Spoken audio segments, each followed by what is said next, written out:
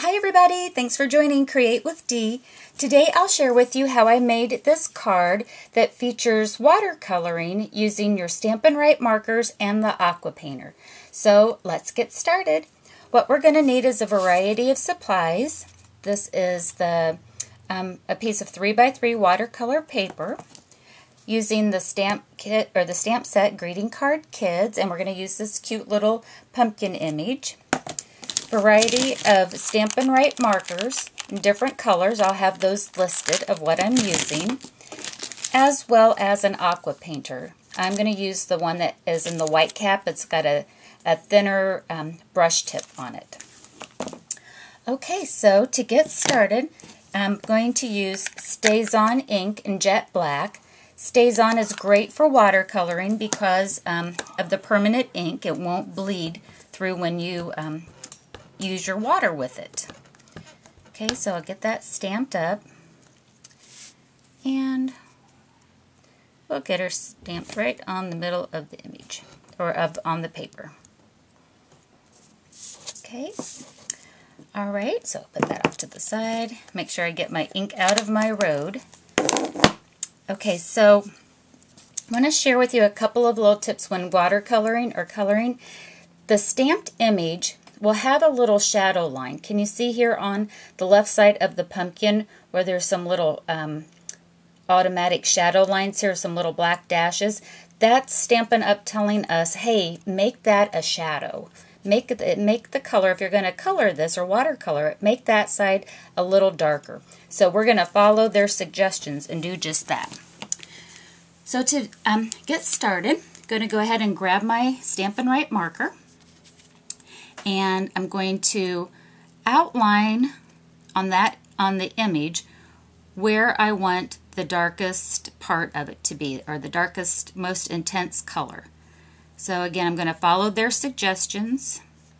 Make sure I hit those little hash marks real good.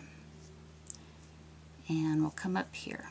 I won't show all of the coloring. I'll do several of it together, but then you'll get the idea. Okay, so again, I'm taking my Aquapainter, and I've got water. You fill it with water, and you can squeeze the barrel when you're, to moisten the top of the little brush here. And I do have a paper towel handy. Okay, so to start watercoloring, or to color this, again, we've had our Stampin' Right markers, and the Aquapainter will help blend that, and it'll pick up the colors and drag it. So again, hopefully you can see how that's lighter, but yet it still has this dark, or this slightly darker image here. Not image, but the color tone. Okay, so for example, I can keep going lighter and lighter and lighter and lighter. And then let's say, hey, I want this to be a little darker. So I can just come back with my Stampin' Right marker and go ahead and apply a little darker area where I would like. And then I can keep blending it in until I get the color tone and the color intensity that I want to. Okay, so then I'll come in on this side and bring the color inward this way. Isn't that fabulous? How easy is this to watercolor, you guys? I love the versatility of the markers. Not only could you just go ahead and color the image by itself, just using the markers, and not necessarily have to have the watercoloring effect using the Aquapainters, but with using the Aquapainters, you can definitely do that. So in a way, I feel like my markers are kind of a 2-in-1. Okay, so you can see that I'm just showing how you can vary the intensity of it. It's not going to hurt your marker whatsoever by, coming over the color. And you can just keep playing with it until you get the look that you want. Okay, so again, I'm kind of doing this more as an example, just so that you can see how see how you can just keep playing with it until you get the tone variations that you want. Okay, so you probably get the idea with the orange. Okay, so then to switch colors, all I want to do is take a paper towel and just make sure that I guess wipe off any residual color on there. There's not a whole lot that stays on, you know, on the brush, but just in case we don't want any colors to bleed. Alrighty, so let's see, what would be another one? Let's use her cape. I'm using Perfect Plum, and again, let's say that I want to make her outside a little darker than the inside, and so I'll pull that color in. Here's another part of her cape. Go around, and I guess that's where we'll stop for now. Okay, again, I'm just going to pull in the color. It's fabulous. It's the tones. You don't need, like some of the other brands, I know that they, like you might need several different markers to do this type of tone variation, but with the Stampin' Right markers and the Aquapainter, any of your, you know, you can just blend all that you want without a lot of different marker colors. So just, again, I've got 2 different purple colors here just by watercoloring the marker using the Aquapainter. Love it, love it, love it.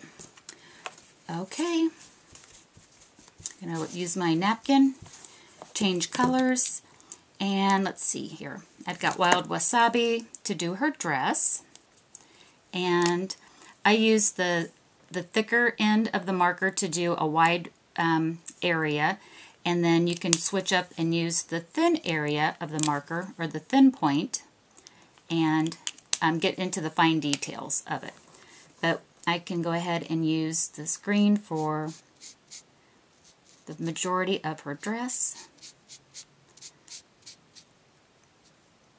And we'll just kind of get some color in there.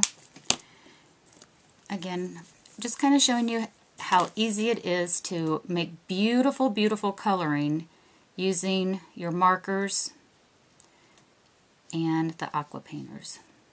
Gosh, it's so fun to do too. It's almost like therapy. At least it is for me. You know, you can sit there and kind of just relax and pick out some colors and see what will make our images come alive. Okay, so there she's colored on that with her dress. I'm going to make her socks match, and I'm going to pick up the lines as kind of the highlights. And again, I'll just kind of blend it, but with keeping the, you know, it'll just kind of pick up a little bit of the stronger green there. Alrighty, so I think that gives you an idea of how you can start using the Aquapainters and your Stampin' Right markers to create a fabulous, fabulous coloring image using the Stampin' Right markers and again the Aquapainter. To finish this card then, what I used is, this is a 3x3 with the watercolor paper, and then that's layered on a 3 1/4 by 3 1/4 of the Perfect Plum, and this is 3 3/4, or yeah, 3 1/4, 3 1/2 by 3 1/2, and then with the pumpkin pie 3 3/4 by 3 3/4. And then I wrapped the pumpkin pie 1 1/4 gross grain ribbon.